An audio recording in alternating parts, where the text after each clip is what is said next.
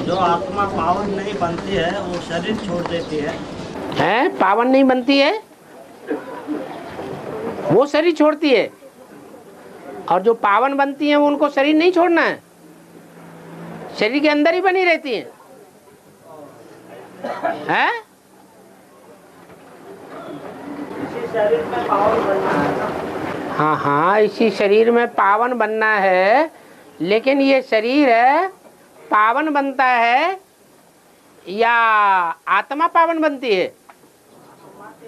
शरीर भी तो पावन बनता है। साथ ही पहले आत्मा की पढ़ाई पढ़ाने के लिए काम होता है या पहले शरीर को निर्विकारी बनाया जाता है?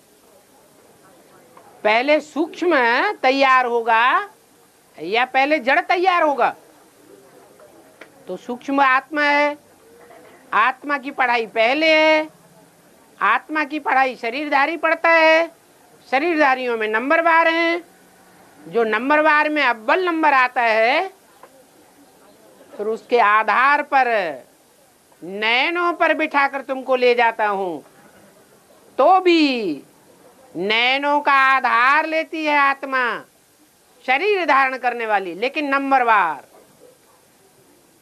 तो आत्मा है अव्वल, आत्मा की पढ़ाई है अव्वल, बाद में फिर शरीर तमो प्रधान से सतो प्रधान बनेंगे। ऐसे नहीं कि आत्मा सतो प्रधान बनती जाती है तो शरीर भी निरोगी कंचन काया बनता जाता है, नहीं, शरीर सड़ते जावेंगे और आत्मा पावरफुल होती जाएगी। और हाँ जी, जो हो वो अच्छा हुआ, जो हो रहा है वो अच्छा हो रहा है, जो हो भी अच्छा होगा। तुम्हारा क्या है जो तुम रोते हो, तुम क्या लाए थे जो तुमने खो दिया, तुमने क्या पैदा किया था जो नष्ट हो गया, तुमने जो लिया यहीं से लिया, तुमने जो दिया यहीं पर दिया। तुम्हारा किसी और का था और सब किसी और का हो जाएगा। परिवर्तन में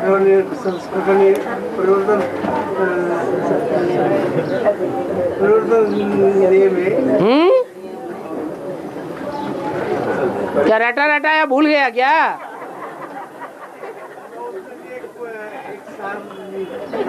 अच्छा फिर याद कर लेना अगली बार। और परिवर्तन संस्कार नियम है। हाँ गीता ज्ञानदाता परमपिता परमात्मा शिव है। हाँ ज्ञानदाता परमपिता परमात्मा शिव कैसे देगा? शिव बाबा देगा ना। हाँ देगा, ज्ञान देगा तभी तो परिवर्तन होगा। हाँ, तो मैं शिव कैसे होगा? है? जब मुख से बोले हाँ उसके बाद दे सकते हैं ना। हाँ मुखवर्तन में आवे हाँ शिव, हाँ और जब मुख से बोले उसके बाद तो परिवर्तन होता है ना। हाँ, मुकर्रर तन के सामने, मुख के सामने घंटड़ी बजावे तभी तो काम होगा, वैसे कैसे होगा? मुखवर्तन में आने के बाद होता है ना। हाँ हाँ हाँ, लेकिन आप पूछना क्या चाहते हैं सो तो बताओ। शिव गीता ज्ञानदाता परमपिता परमात्मा शिव है। हाँ लेकिन शिव बाबा होना चाहिए ना। हाँ शिव बाबा होना शिव है। हाँ, परमपिता परमात्मा शिव ही शिव बाबा है। हाँ तो शिव बाबा देना चाहिए। हैं? शिव है निराकार। हाँ बोलते नहीं सकता। हाँ शिव बाबा ये करता है मुखरतन से मुकर से बोलता है ना। तो बाबा के साथ पहले शिव लगाया ना, शिव को हटा दो, नहीं हटेगा। हाँ तो शिव लगाना पड़ेगा ना। शिव बाबा होना चाहिए ना। हाँ हाँ, वो इसलिए याद दिलाया जाता है, कहीं तुम शंकर बाबा न समझ लो कि वो ही पतित पावन है। जैसे ब्रह्मा कुमारियां समझ बैठी कि ब्रह्मा दादा लेखराज ही पतित पावन गीता ज्ञान दाता है। नहीं, देह की तरफ बुद्धि गई, माना रंग समझा। देह में काम करने कराने वाली आत्मा कौन है? शिव है। इसके बाबा के मुख से बोली ना। हाँ हाँ हाँ। और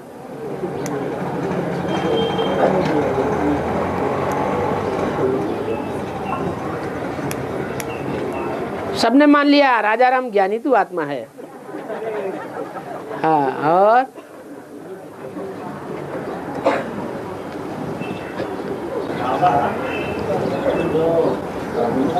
जो स्वभाव संस्कार मिलता नहीं है, हाँ, उसका कारण क्या है? 63 जन्म, 63 जन्म में मिलाया है या बिगाड़ा है? 63 जन्म में क्या किया है? मिलाया है, बिगाड़ा है। हाँ, कोई चीज बिगड़ती तब है जब मिक्सचरिटी होती है। दूध शुद्ध है तो लंबे टाइम तक रखा रहेगा, उसमें वायुमंडल की मिक्सचरिटी होती है, पानी की मिक्सचरिटी होती है तो जल्दी खराब हो जाता है।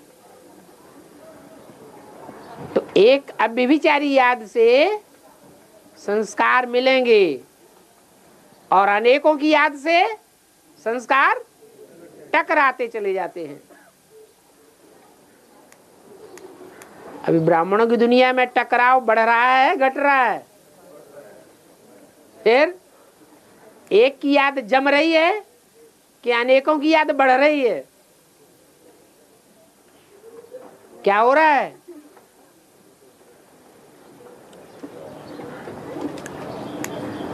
अरे हाँ, बढ़ रही है।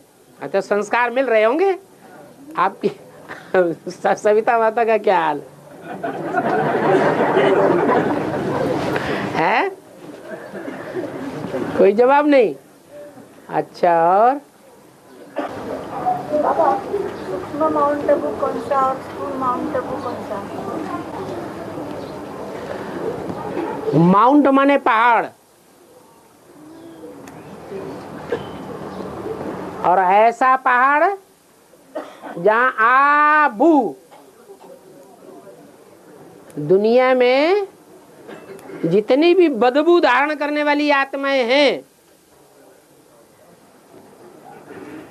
और भगवान की ग्लानि फैलाने वाली आत्माएं हैं, वो सब आकर के इकट्ठी हो जाएं।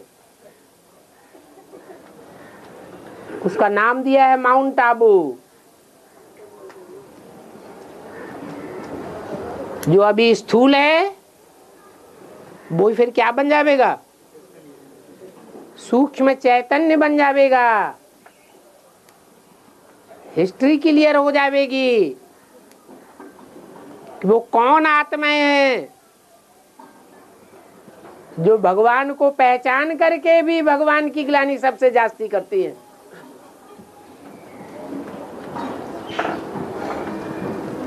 भारतवासी ज्यादा ग्लानि करते हैं या विदेशी ज्यादा ग्लानि करते हैं? ग्लानि निराकार की होती है या साकार की होती है? साकार की ग्लानि होती है, साकार की ही महिमा होती है।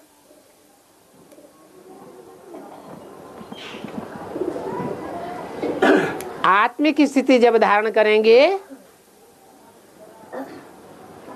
तो सूक्ष्म स्टेज वाला माउंट आबू भी बन जाएगा। और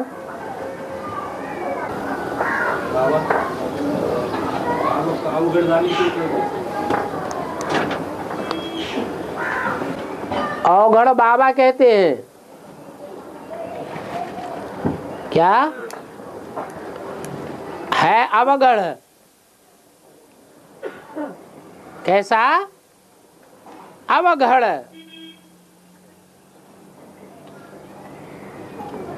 उसको बिगड़ करके हो गया है अवगढ़।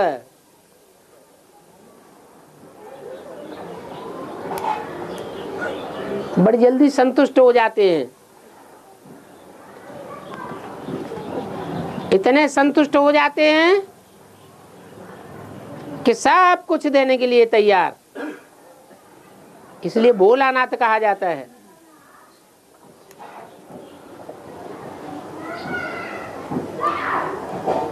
तुरंत प्रसन्न होने वाले।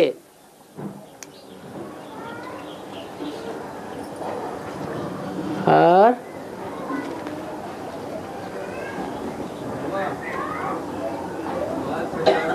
जोर से बोलो।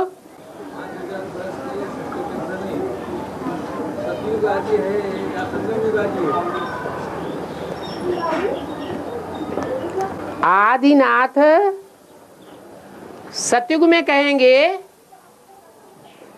या संगम में कहेंगे? है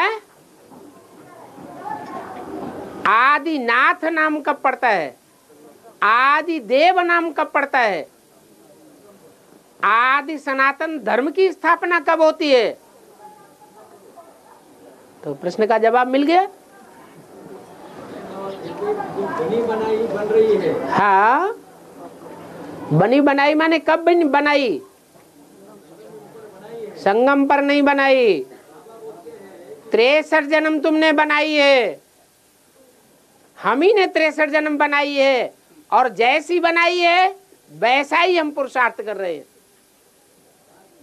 63 जन्म हमने जो अच्छा सा अच्छा किया है, जितने पुण्यात्मा बने हैं, वो अभी रील में घूम रहा है टाइम, और रील के साथ ही साथ हमारा पुरुषार्थ भी अच्छा बनता है।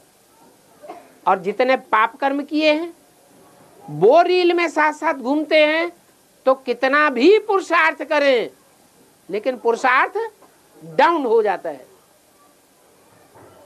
तो उसको कहते हैं बनी बनाई। वो ही संगम युग में बन रही है, अब कछु बननी ना है। कुछ नया नहीं बनेगा, लेकिन कब हमने अच्छा किया है कब बुरा किया है, जब तक रील में खुलता नहीं है तब तक पता नहीं चलता। जैसे जैसे रील में खुलता जाता है, हमको अपने पुरुषार्थ के अनुसार पता पड़ता जाता है। जिसको ज्ञान है वो ये बात जान सकता है, इस बात का ज्ञान नहीं है तो कैसे भी चलाते रहते हैं। और जो सभ्यता शुरू होती है वो हड़प्पा से शुरू होती है।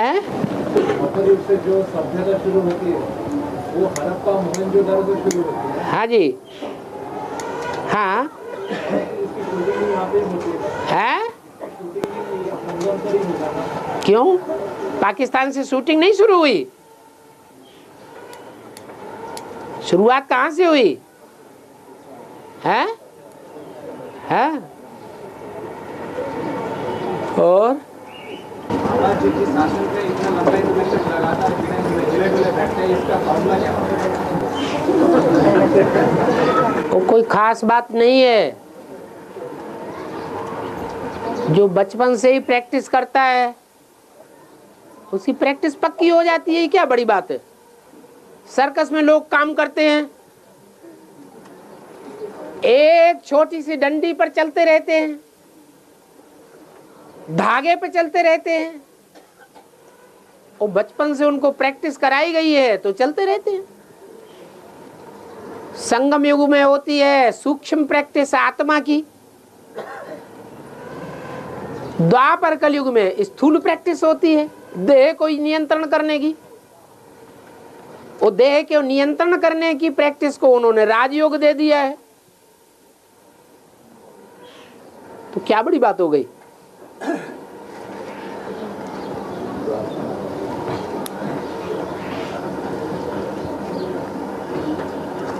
और बाबा, हाँ जी, धार्मिक और आध्यात्मिक में क्या अंतर है?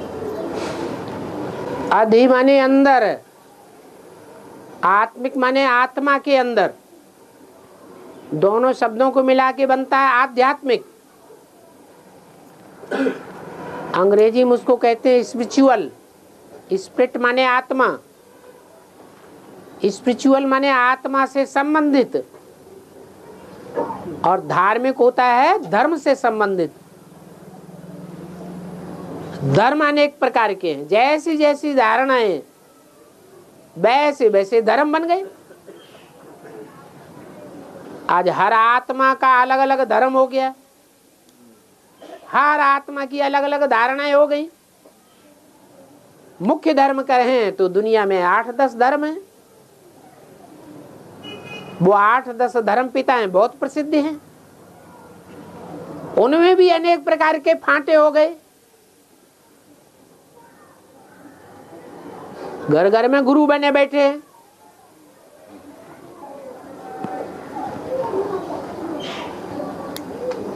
और बाबा जो आध्यात्मिक है उसका गुरु वास्तव में आत्माओं का बाप ही है।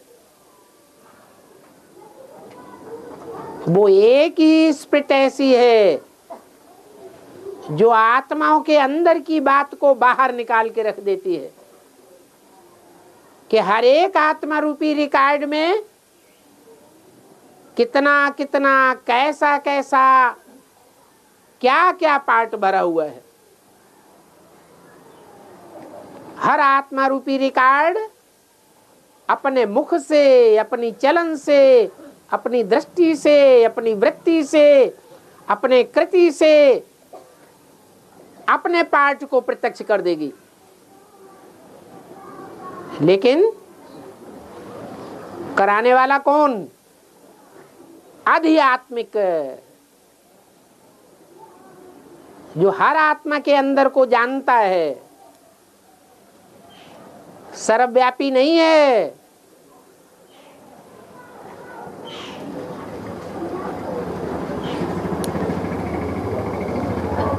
और बाबा जो देवी देवता हर धर्म में कन्वर्ट होते हैं, जो फिर उनके जो संस्कार भी रहते हैं ना, हाँ, तो पक्के धर्म के कौन से माना जाए?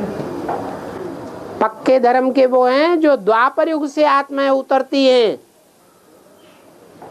और द्वापर युग से उतर के अपने अपने धर्म पिताओं को फॉलो करती हैं, अपने धर्म पिताओं को फॉलो करती हुई आती हैं।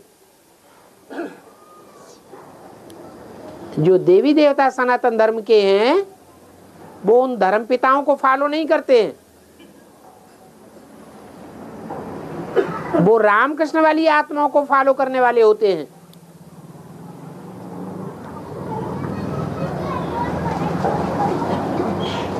जो अपने धर्म के पक्के होते हैं वो कन्वर्ट ही नहीं होते कभी। जो 33 करोड़ देवताएं हैं वो ही कन्वर्ट होने वाले हैं। दूसरे धर्म की आत्माएं कभी कन्वर्ट नहीं होती हैं। जो क्रिश्चियंस है कभी कन्वर्ट नहीं होते, वो देवी देवता सनातन धर्म में आवेंगे ही नहीं।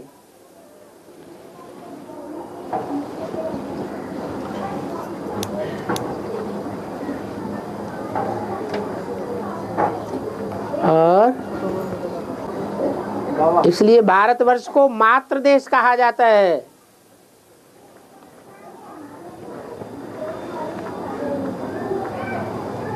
कन्याएं माताएं ज्यादा बरगलाई जाती हैं या भाइयों को ज्यादा बरगलाया जाता है? कन्याएं माताएं ज्यादा बरगलाई जाती हैं। ये भारत की जो भी 33 करोड़ आत्माएं हैं उनमें वो संस्कार हैं दूसरों की बात मान लेने के। ये भोला स्वभाव है। इसलिए भारत में भगवान आते हैं, विदेशों में नहीं आते हैं। वो विदेशी आत्माओं की है पुरुष प्रकृति, तो सब निराकारी स्टेज वाले हैं।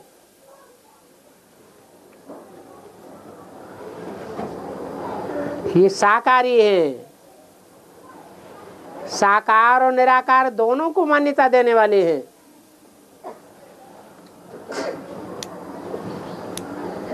यहाँ प्रवृत्ति मार्ग का फाउंडेशन पड़ता है।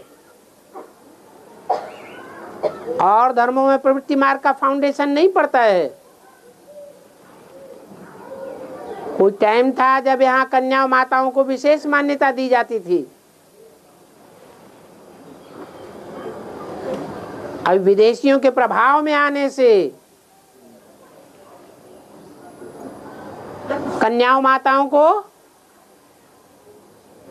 दबोच के रखा जा रहा है।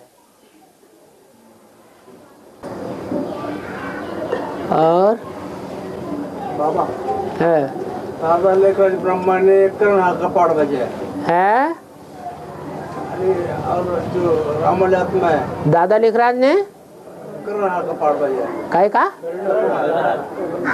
हाँ और जो बाप का पाठ है, बाप का पाठ अभी चल रहा है, वो करण हा का पाठ चलता है।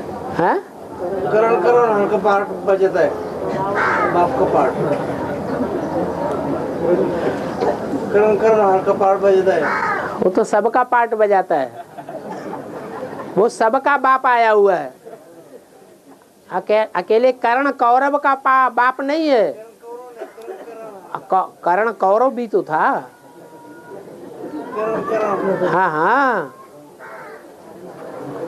करण हा का पाठ बजता है ना। वो सब सारे पार्ट, ऐसा कोई पार्ट नहीं है जो उस बीज में समाया हुआ न हो। हाँ मैंने ऐसा मन में पक्का किया कि आप जब बोलते ना कि मैं जानता नहीं, लेकिन मैंने पक्के कि आप करण है ना, जाने आप श्रीमत के बरखिलाफ बात कहने वाले को रावण संप्रदाय समझो। बाप एक बात कहता है, उसके बरखिलाफ दूसरी बात कहने वाला रावण संप्रदाय। इसलिए सत्य वचन महाराज।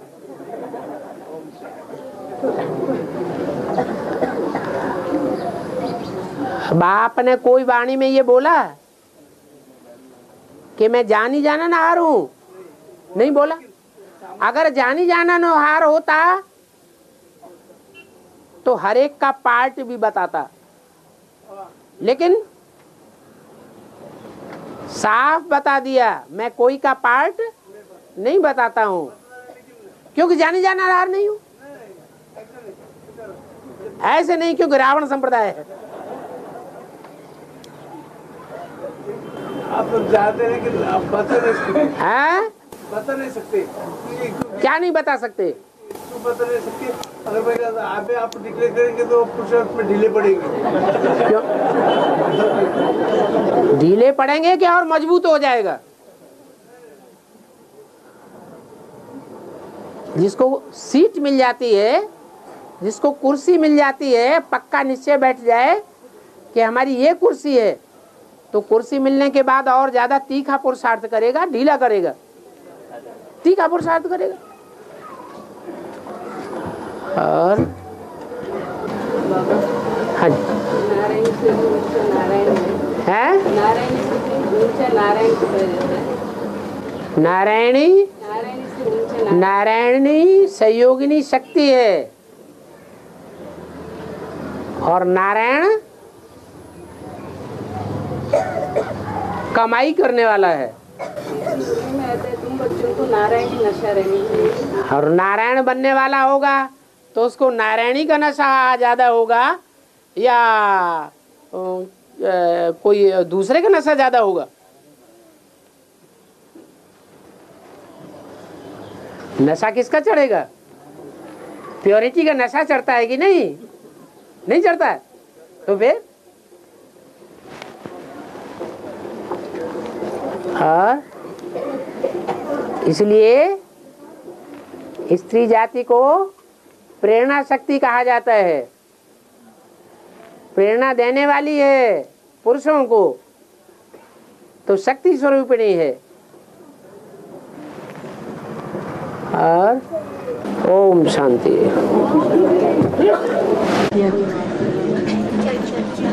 अरे चिट्ठियां भी आई हुई हैं।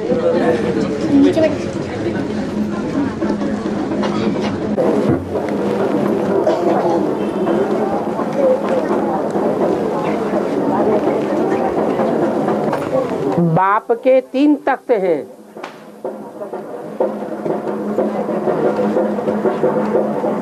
पहला लिख दिया ज्ञान तख्त।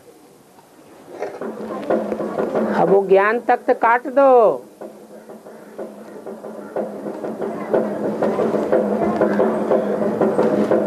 यह है भ्रकुटी का तख्त।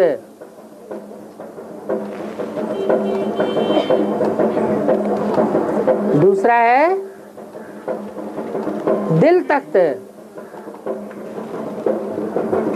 और तीसरा है राजाई का तख्त। इनमें दिल तख्त का क्या अर्थ है?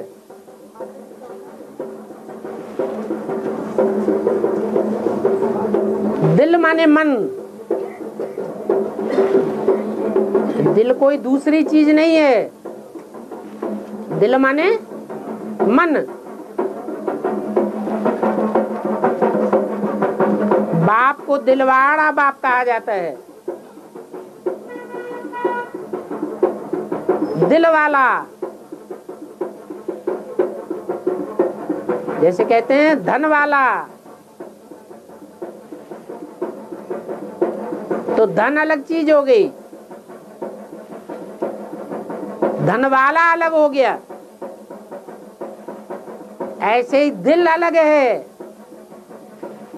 और दिल वाला बाप अलग है। बाप दिमाग वाला नहीं कहा जाता, दिल वाला कहा जाता है। एक एक बच्चों की दिल लेते हैं।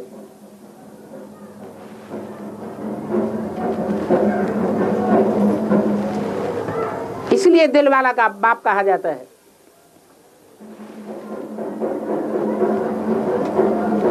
तो दिल का पार्ट बजाने वाला कौन? 500 करोड़ मनुष्य आत्माओं में सबसे जास्ती फराक दिल कौन?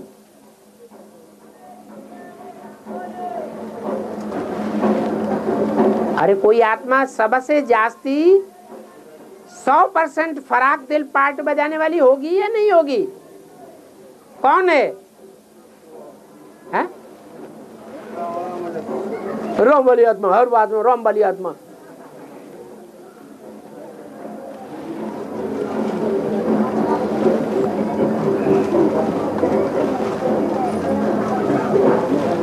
यज्ञ के आदि में राम वाली आत्मा को फराक दिल कहें या ब्रह्मा बाबा वाली आत्मा को फराक दिल कहें? फिर राम वाली आत्मा किस आधार पर बोला? अभी भी नहीं। अभी भी माता के रूप में पार्ट बजाने वाली आत्मा कौन है? ब्रह्मा। अभी भी उसको शिरोधार्य करके रहना पड़ता है बाप को। हाँ तो है प्रवेश। प्रवेश होने से साबित होता है कौन किसके ऊपर सवार है? बाप सवार है। हाँ, वो सोल अभी भी सवारी दिखाई हुई है चंद्रमा के रूप में। बैल के ऊपर शंकर सवार नहीं है। कौन सवार है? शंकर के ऊपर बैल सवार है।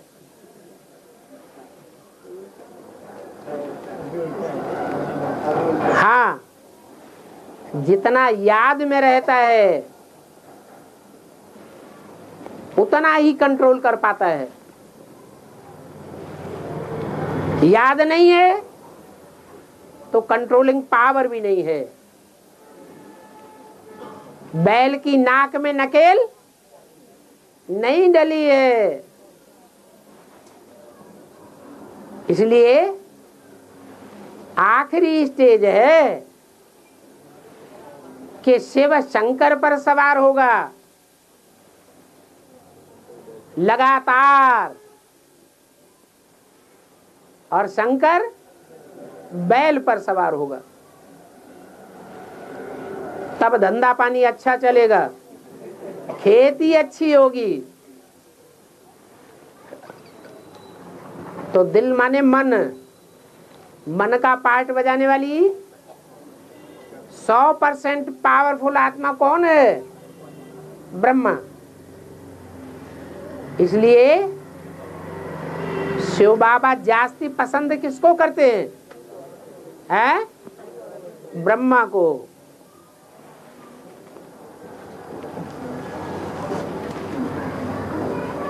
जो दिल पर चढ़ा हुआ है वो बहुत मीठा लगता है। बाबा मखमल और खादी के राजा रानी के बारे में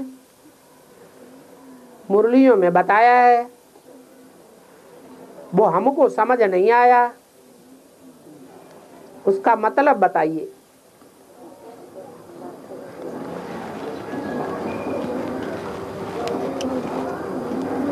खादी के राजा रानी, जैसे खादी कपड़ा होता है तो आज की दुनिया में खादी का कपड़ा जो प्योर होता है, हैंडलूम नहीं, क्या प्योर खादी का कपड़ा, माने सूत भी हाथ से बनाया हुआ हो और कपड़ा भी हाथ से बुना हुआ हो, मशीनी वर्क न हो। बुद्ध रूपी हाथ की बात है। तो ऐसा खादी का कपड़ा सर्दियों में गर्म रहता है, आराम देता है, और गर्मियों में ठंडा रहता है, आराम देता है, और बरसात में भीग के भारी हो जाता है, बदन से चिपक जाता है, बहुत तकलीफ देता है। सर्दी का मौसम है सतयुग त्रेता, द्वापर कलयुग है गर्मी का मौसम। तो बरसात का मौसम कौन सा है? संगम युग। और संगम युग में भी श्रेष्ठ महीना है श्रावण। श्रावण का महीना,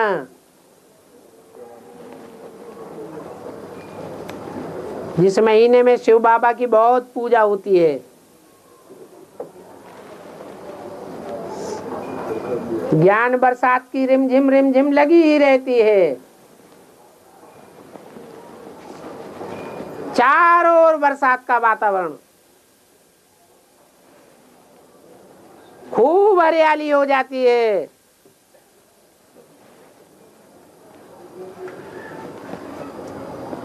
तो ऐसा है ये खादी का कपड़ा, वो है जड़, और राम सीता है चैतन्य।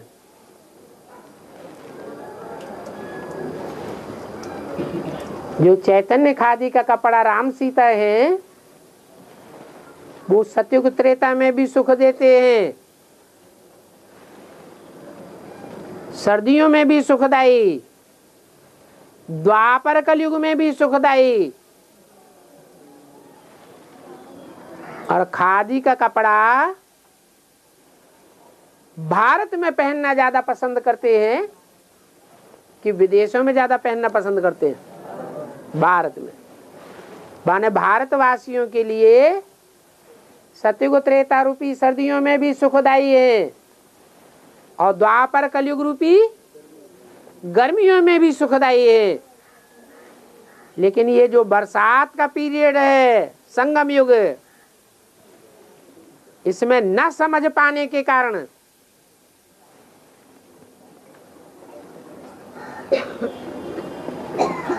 निश्चय अनिश्चय बुद्धि का मतलब क्या है? क्यों घड़ी घड़ी निश्चय अनिश्चय बुद्धि होती है? क्योंकि बाप का परिचय और बाप के बताए आधार पर माता का परिचय बुद्धि में निश्चयात्मक बुद्धि से नहीं बैठता। इसलिए माया घड़ी घड़ी पकड़ती है, याद में ठहरने नहीं देती है, बाप की याद से दूर ले जाती है, देहधारियों में फंसाती है, पदार्थों में फंसाती है, देह के संबंधियों में फंसाती है और आत्माएं दुखी होती रहती है। इस तरह खादी का कपड़ा, राम सीता वाली आत्माएं महाकाल और महाकाली के रूप में दुखदाई साबित हो जाती है।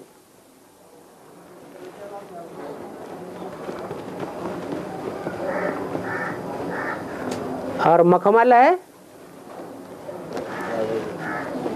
कहते हैं मारो तो भी किसको? कौन सी जूती मारनी चाहिए? मखमल की जूती। मखमल है ब्रह्मा बाबा। मुरलियों में सब तरह की बात बताई गई है ब्रह्मा बाबा के मुख से। कड़ी से कड़ी वाणी भी मुरलियों में है और कोमल से कोमल वाणी भी मुरलियों में है। अगर है नहीं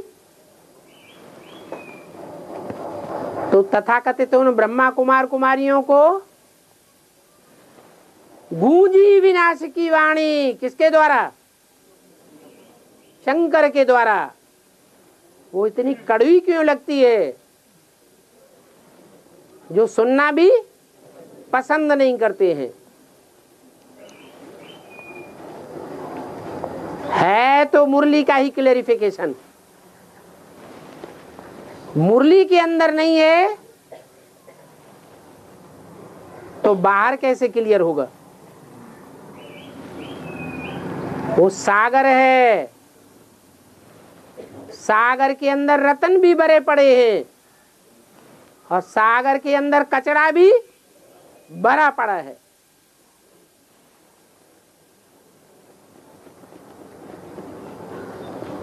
कचड़ पट्टी वाली आत्माएं कचड़ा उठावेंगी और चैतन्य ज्ञान रत्नों का पाठ बजाने वाली आत्माएं रत्नों को उठावेंगी। ऐसी है वो मखमल की जूती।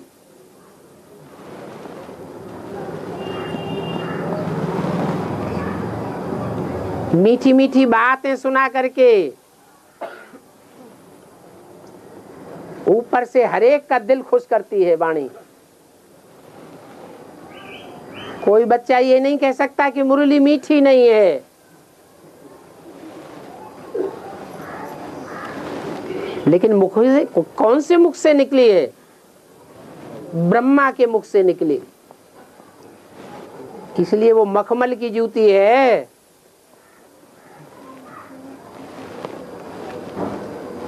जब बात में बात क्लियर होती है तब पता चलता है कि ये तो जूता है, जूता।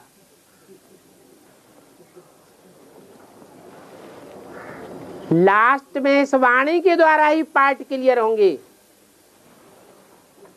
चेहरे विख्यात होंगे, पता चलेगा राक्षसी चेहरा किसका है और देवताई चेहरा किसका है। देवताएं भी डिक्लेयर होंगे और राक्षस संप्रदाय भी डिक्लेयर होंगे।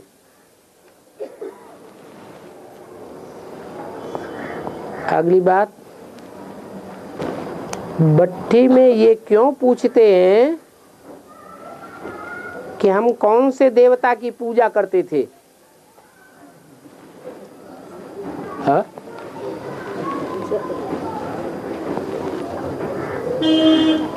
जो जिसकी पूजा करते हैं, मनौती करते हैं, मान्यता देते हैं, आखिरी जन्म में भी तो किस धर्म के हैं? उसी धर्म के हैं। ये मीजान लगाया जा सकता है।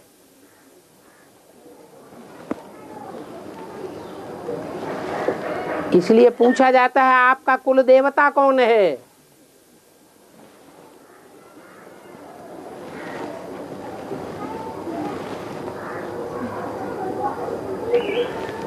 बेसिक में भट्टी तो होती नहीं थी, साप्ताहिक कोर्स होता था। कोर्स में कोई पूछते हैं, कोई नहीं पूछते हैं, कोई बाद में प्रश्न पर करते हैं बातचीत करते समय। अपना अनुभव सुनाओ भक्ति मार्ग का, तो भक्ति मार्ग का अपना अपना अनुभव सुनाते समय बताते हैं हम हमारे कुल में किस देवता की पूजा होती थी। हमसे भी पूछा गया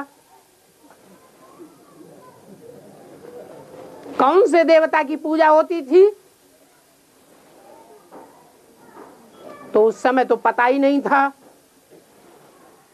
नाम तो पता था, जखैया जी महाराज।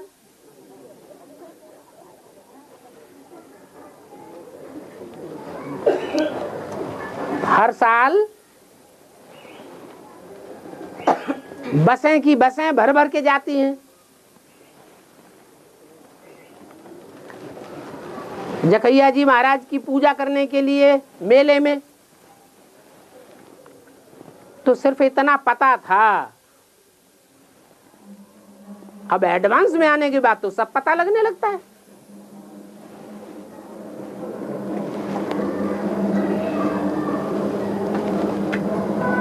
ये कोई देवता हुआ है? किसी ने कभी नाम भी नहीं सुना होगा जखैया जी महाराज। अब नाम के आधार पर काम सारा क्लियर हो जाता है। जखैया का खैया जखैया, और उन्हें कुछ खाने को ही नहीं मिला।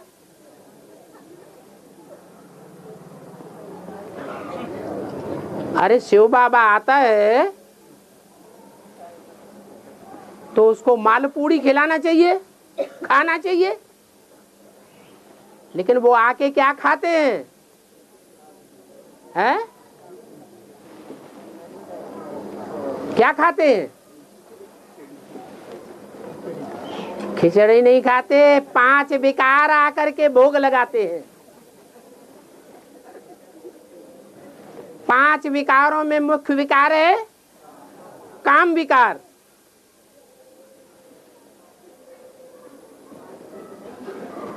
और काम विकार के आधार पर वो कुल देवता का नाम रख दिया है जखैया। और वहां रुपया पैसा जाके नहीं चढ़ाते हैं, कौड़ियां ले जाते हैं और वहां खूब चढ़ाते हैं जाकर के। समझ में नहीं आता ऐसा कौन सा देवता है जहां कौड़ियां चढ़ाई जाती हैं। कौड़ी की तो कोई कीमत नहीं, कहते भी एक कौड़ी का आदमी नहीं है।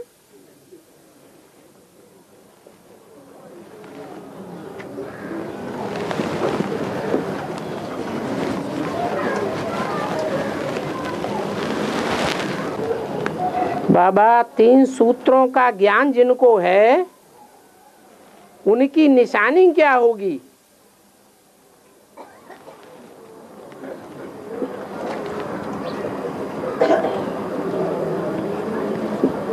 यज्ञोपवीत ब्राह्मण जब धारण करते हैं तो 3 सूत्र पहनाए जाते हैं।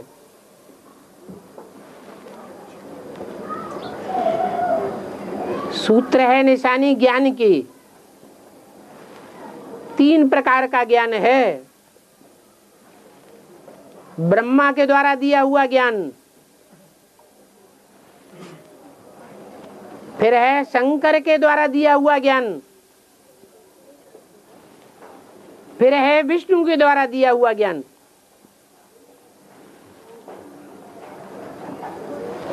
तीनों प्रकार के ज्ञान को ब्रह्म फांस में बांधा जाता है, गांठ लगाई जाती है।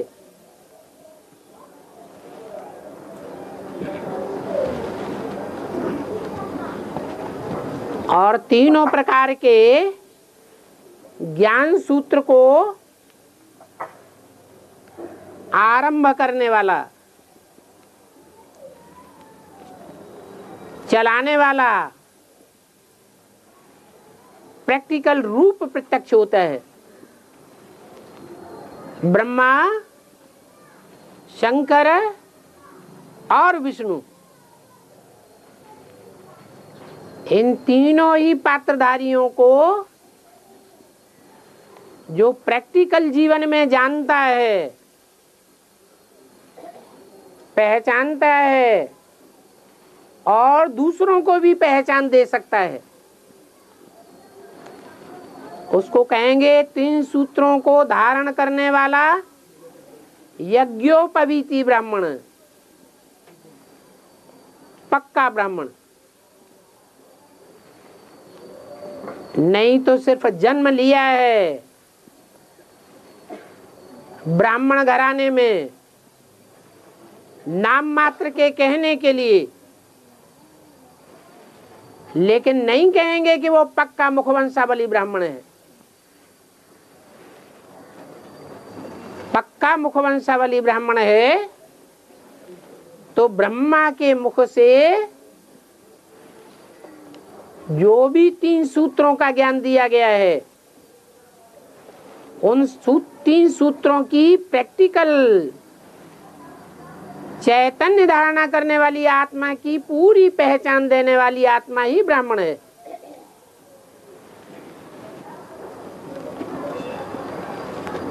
और तीनों ही ब्राह्मण हैं।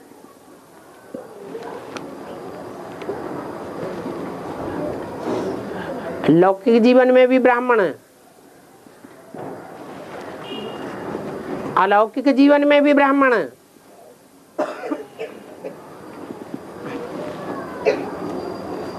और निराकारी स्टेज में जब पहुंचते हैं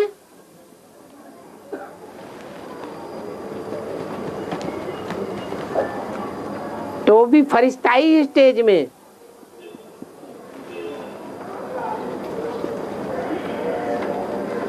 फरिश्ताई ज्ञान प्राप्त करने वाले, इशारे से लोगों को ज्ञान समझाने वाले, वो पक्के पक्के ब्राह्मण हैं जो अष्टदेवों के रूप में प्रत्यक्ष होते हैं। पक्का ब्राह्मण सो पक्का देवता। ओम शांति।